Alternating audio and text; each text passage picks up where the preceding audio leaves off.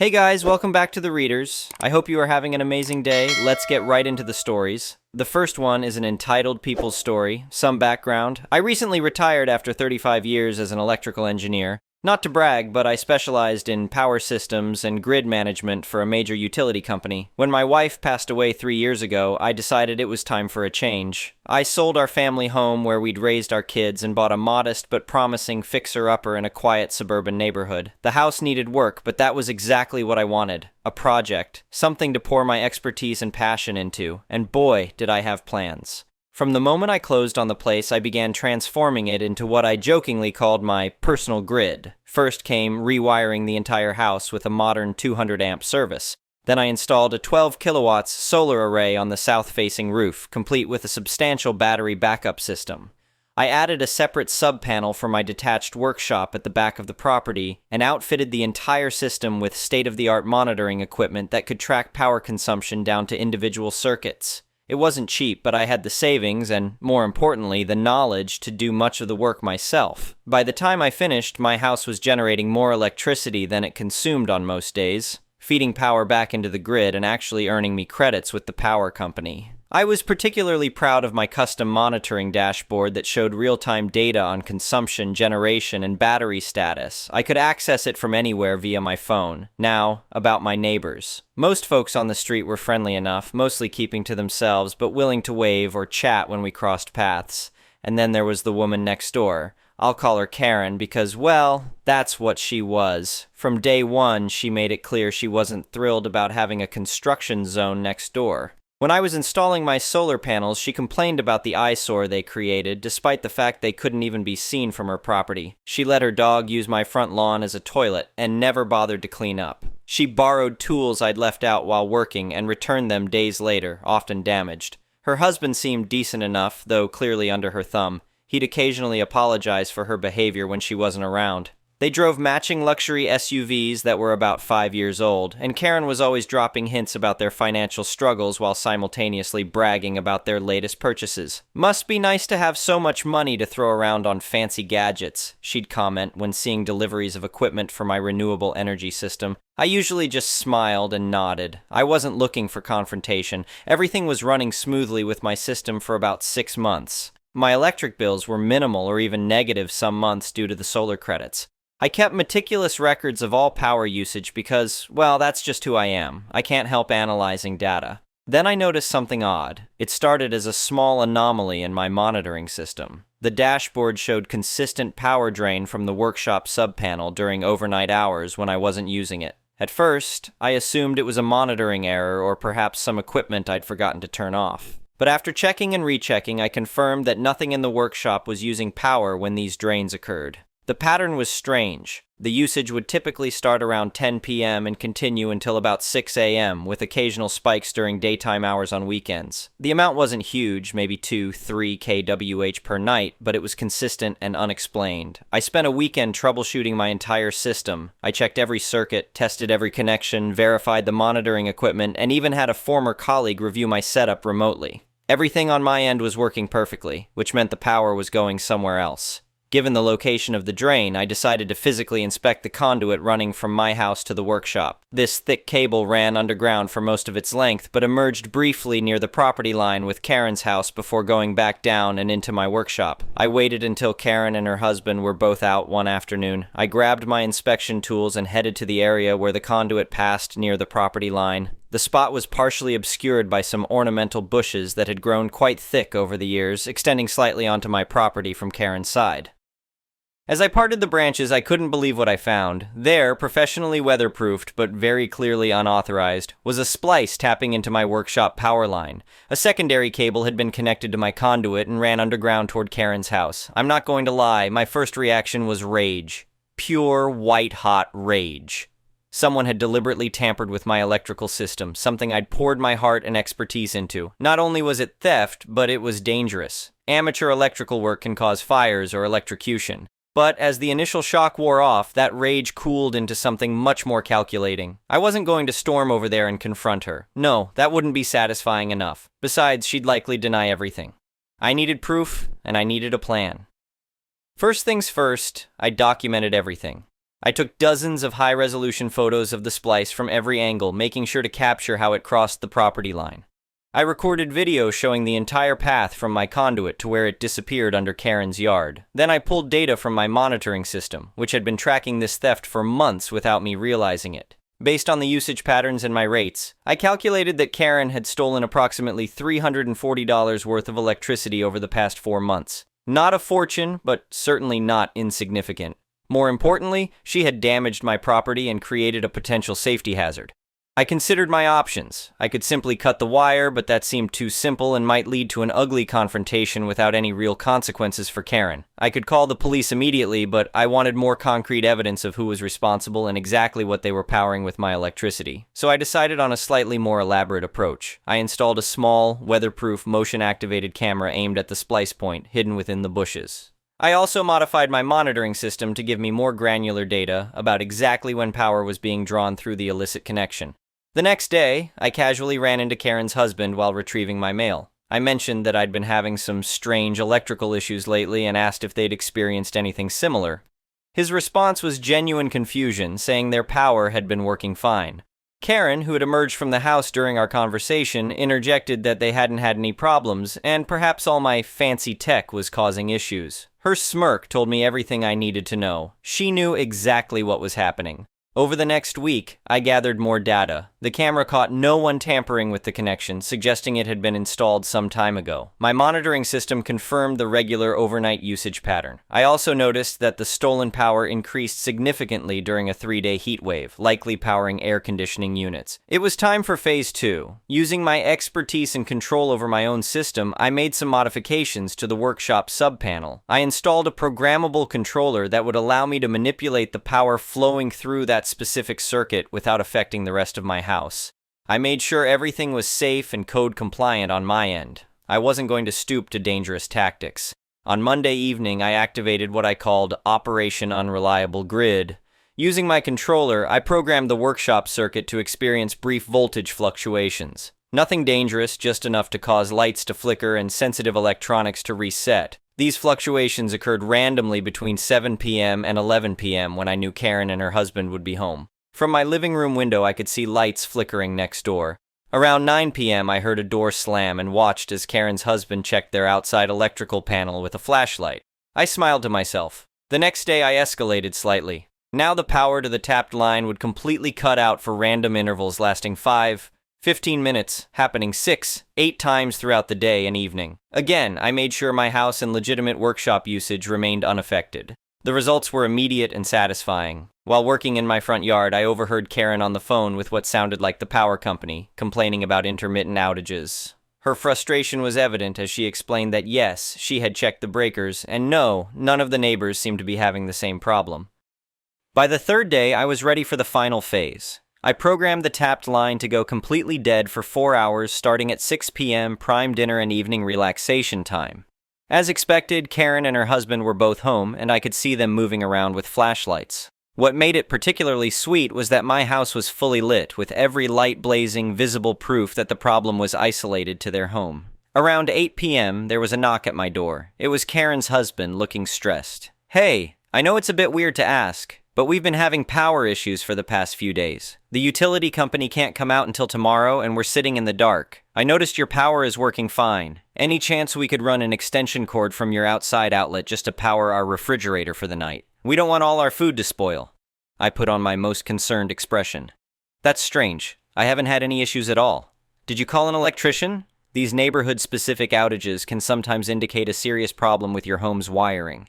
He looked uncomfortable. "The power company says it's just our house, not a general outage. But an emergency electrician would cost a fortune at this hour." "Well," I said thoughtfully, "I'd be happy to take a look for you. I am a retired electrical engineer, after all." After a moment's hesitation and a glance back at his dark house, he agreed. I grabbed my toolbox and followed him next door. Karen was not pleased to see me. "We don't need his help," she hissed to her husband. "The power company will fix it tomorrow." "Actually," I said innocently, "I've been tracking some unusual power usage from my workshop circuit recently. I wonder if there could be a connection." The color drained from Karen's face. Her husband looked confused. "What do you mean?" he asked.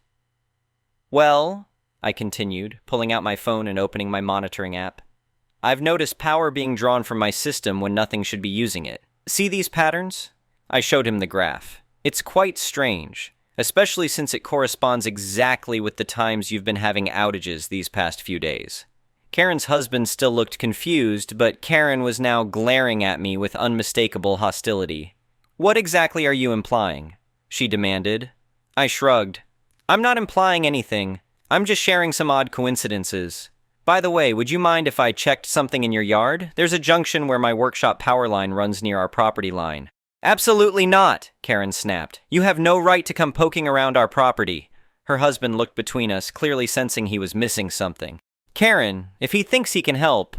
"He can't help," she insisted. "We'll wait for the professionals." I nodded agreeably.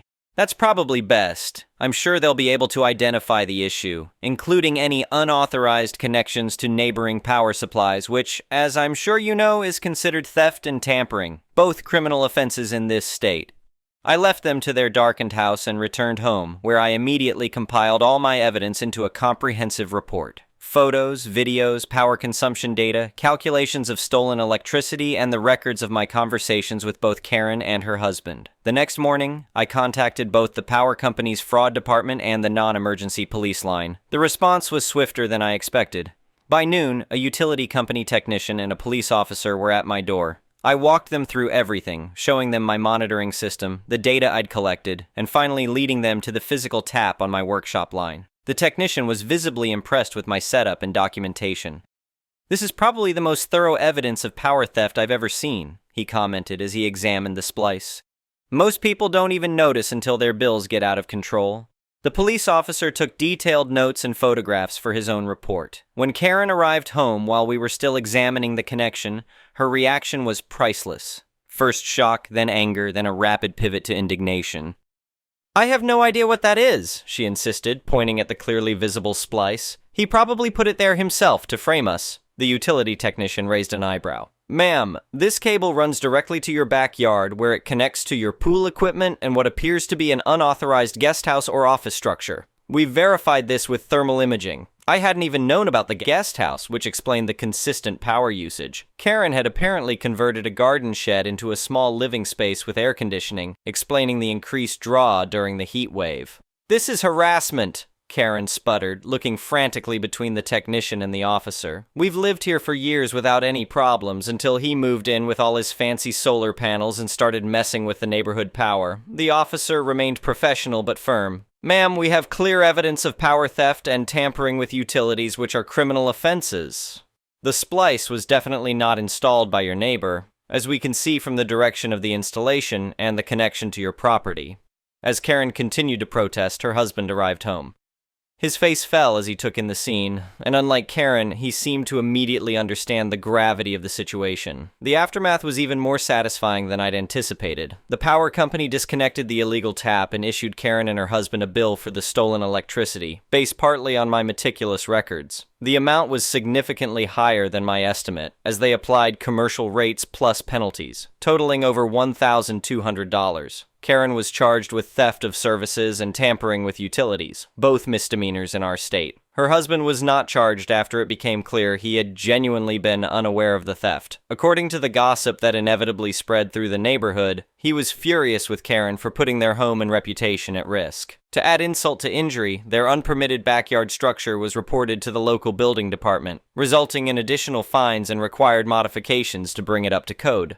3 weeks after the incident, I noticed a "for sale" sign appear in front of Karen's house. I later learned from another neighbor that Karen and her husband were divorcing, partly due to the strain caused by the theft incident, and partly because it had apparently been just the latest in a series of Karen's schemes to maintain their lifestyle beyond their means. As for me, I added additional security measures around my property, including more visible cameras and motion-sensitive lights. I also upgraded my monitoring system to alert me immediately to any unusual power draws. Not that I expect another Karen anytime soon.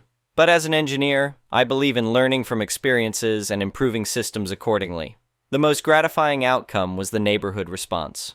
Far from being viewed as the troublemaker Karen tried to paint me as, I received quiet appreciation from several neighbors who had apparently also had run-ins with her entitlement over the years. One elderly couple even asked if I could help them understand their own electric bills better, which has turned into a friendly ongoing relationship. So that's my story of how my personal grid helped me catch and stop a power thief. In the end, Karen learned a costly lesson about respecting property boundaries and the fact that in this modern age, you can't get away with stealing something as trackable as electricity from a retired electrical engineer with too much time on his hands and a passion for data monitoring. I guess you could say she was in for a shock when she discovered that on my grid, the power company isn't the only one watching the meters. The next one is a pro-revenge story. Background. The subject of this story is my mother. For the sake of this story, I'll call her Amber. She's in her late 70s and works for a women's clothing store which caters specifically to older clientele. She's been working for this particular company for some 20 years now. The manager of the store is the absolute epitome of a Karen, so let's call her Karen. Extremely entitled, short-haired, chubby, cheats on her husband, and a blatant backstabber. Because the store is staffed by mostly older women, cliques tend to form. It's basically high school. Yes, older women can be that petty. And naturally, Karen has her own cronies. During periods where no one is in the store, there also tends to be a ton of gossip, important for later. The assistant manager, let's call her Jackie, is also one of Karen's lackeys, and she has her head way up Karen's ass. If Karen does something, then Jackie isn't far behind, etc. Amber is a bit of a ball buster, and she has zero tolerance for garbage in her personal life. Over the years, she has tried to stay impartial when it comes to her work, however, because to her, it's all about professionalism. She also has empathy, which is something that seems to be in short supply with these other women. It also helps that she has been the top seller for her district for some 10 years running, despite working part-time. Karen and Jackie absolutely hate her for it, so much so that Karen routinely schedules her for hours which are not especially good. Despite this, though, Amber still has her loyal clientele, and she always comes out on top against the other sales associates in total sales almost every quarter. As expected, this naturally feeds the horrible feedback loop with Karen and Jackie. When COVID hit, the company decided to cut all commission for sales associates. The commission was one of the main reasons why Amber endured Karen and Jackie's bullcrap. While she only made slightly above the state's minimum wage, with the commission, she could double or even triple that amount on good days. According to her, no other retailer in the area offers this kind of system, and it's pretty unlikely that the company will reinstate it even after COVID ends. Along with the cut in wages, the store was also forced to decrease the amount of hours that they could offer to their associates. Karen took this as a way to essentially bar Amber from working at the store. While other associates were getting 8, 10 hours a week, Amber would see maybe 6 if she was lucky, and they would be during times of low customer traffic. Karen could get away with this because the district manager is also in her pocket. Along with the reduced hours and the removal of commissions, the store naturally had a mandatory mask policy for all employees and customers. Karen and her lackeys would often idiot and moan about how unnecessary this was because according to them, COVID is a hoax, and wearing masks makes you subservient to the government. There were a few incidents where Karen would let people without masks into the store despite the state and company mandates. Amber refused to rock the boat, however, so when this would happen, she would go into the back of the store and stay as far away from these people as possible. During this period in time, a friend of the family and good friend of Amber's passed away due to complications from COVID. The funeral was set for a time when Amber was scheduled to work, so she called out that day. Karen and Jackie attacked Amber and the deceased, claiming that she must have caught the flu or been in bad health, and that Amber was feeding into the lie. Oh, how nice it must be to live such a privileged life. Not long after, a few of store's loyal clients also passed away from COVID, and still Karen and Jackie, along with their groupies, maintained their narrative in the most vindictive way possible. Every time someone died, it must have been because of bad life choices or bad health. Never was it attributed to the global pandemic that was claiming thousands of people a day, according to Karen and her groupies. And always when Amber decided to go to the services or support the deceased in any way, she would hear snide remarks regarding how she was supporting a hoax. I guess sympathy is not really a thing for these people.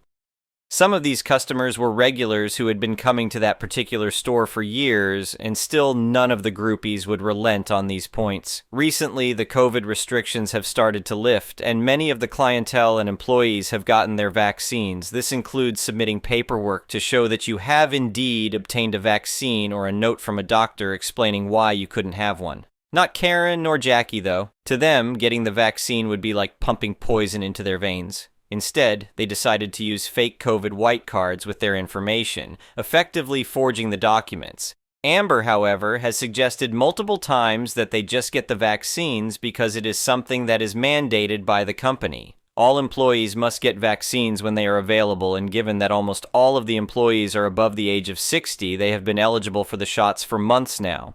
Recently, Amber had an emotional conversation directly with Karen where she expressed her concern for her. "I just want you and your family to be safe, so please get the vaccine." Karen responded with her normal snide attitude, of course. A few days later, however, Karen sent a text message mentioning that she had finally got the vaccine. She didn't. Amber replied that it was great and that she was happy for her. Karen just replied with a gif of some guy throwing up the middle finger. This was the beginning of the end for Amber. The incident. During one of her shifts, Amber overheard Karen and Jackie discussing how Amber was a moron and a sheep who bought the story about how Karen had taken the vaccine. During that same shift, Amber was working with a customer in the back, and some woman came into the store and stole a couple items of clothing, probably totaling out to be $100 at most. Now, it's company policy that during all shifts, there always be at least 2 employees in the store, and during this particular stretch of time, Jackie was the only other person in the store. According to the video cameras, Jackie was up in the front of the store playing with her phone when this woman came in. Normally, if someone steals items from the store, the protocol is to avoid confronting them and instead just call security after they've left the store. This is mainly to avoid lawsuits and to protect the employees should these people choose to get violent. It has happened in the past. That evening, Amber received a call from Karen telling her that she was on probation pending an investigation for allowing this woman to steal from the store. Given the company's policy regarding theft, this really made no sense. It was at this point that Amber truly decided she had had enough.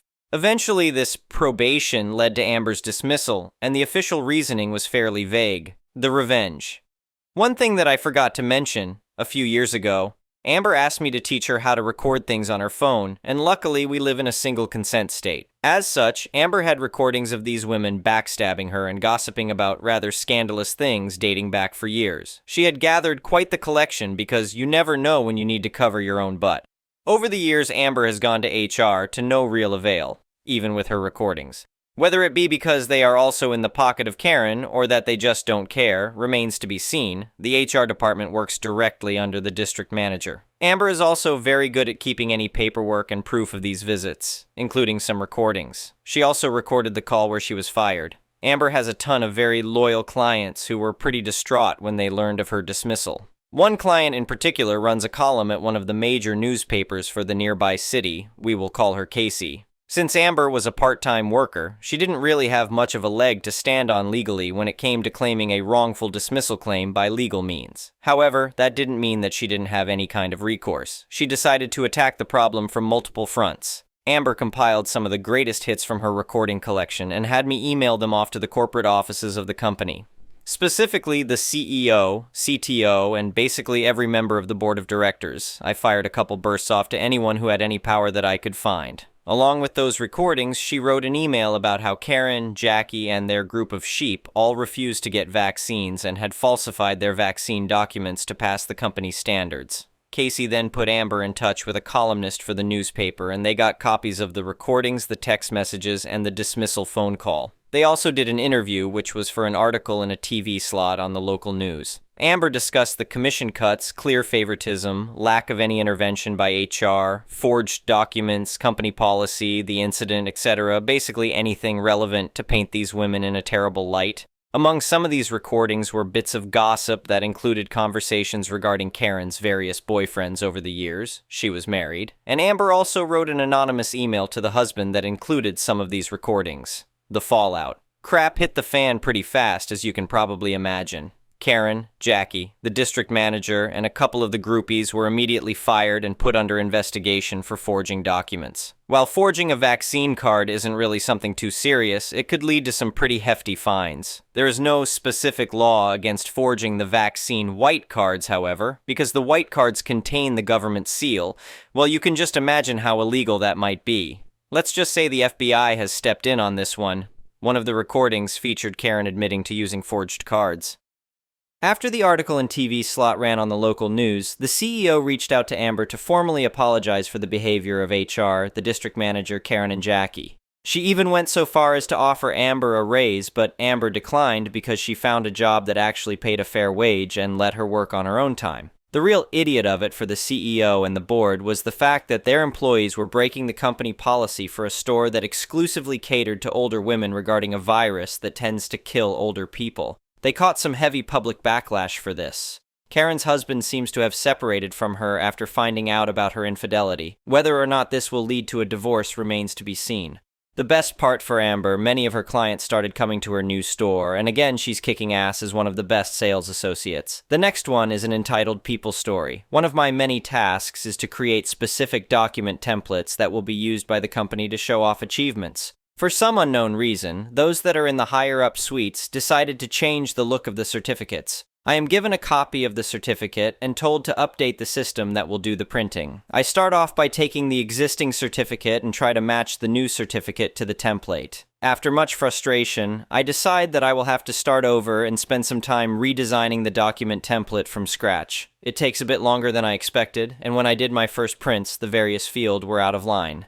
This is tedious work as it means checking, move the elements by little increments. I get everything aligned except for the date, and no matter what I try, the date will not move up or down. I asked some of the guys in our development department and none of them can figure this one out. We are all stumped. I do some research and discover that the problem is the renderer, the program that takes the template and inserts the data for those non-IT people. One of the issues that is raised is that the renderer has a bug that will move items around at random, and unless placed in a fixed location, will just keep on changing the template. The changes are very minute, probably no more than 1 or 2 millimeters. I send the higher-ups an email explaining all of this after. I had reached a serious point of frustration as this task should have taken about half a day and I have now been at it for 2 days. I send my boss an email explaining what the problem is and if they may know somebody that can help. Next thing, I am called into a Teams meeting with the higher-ups and asked what the problem is. I explain everything. The higher-up tells me to open the original template and we will redo that to match the new certificate.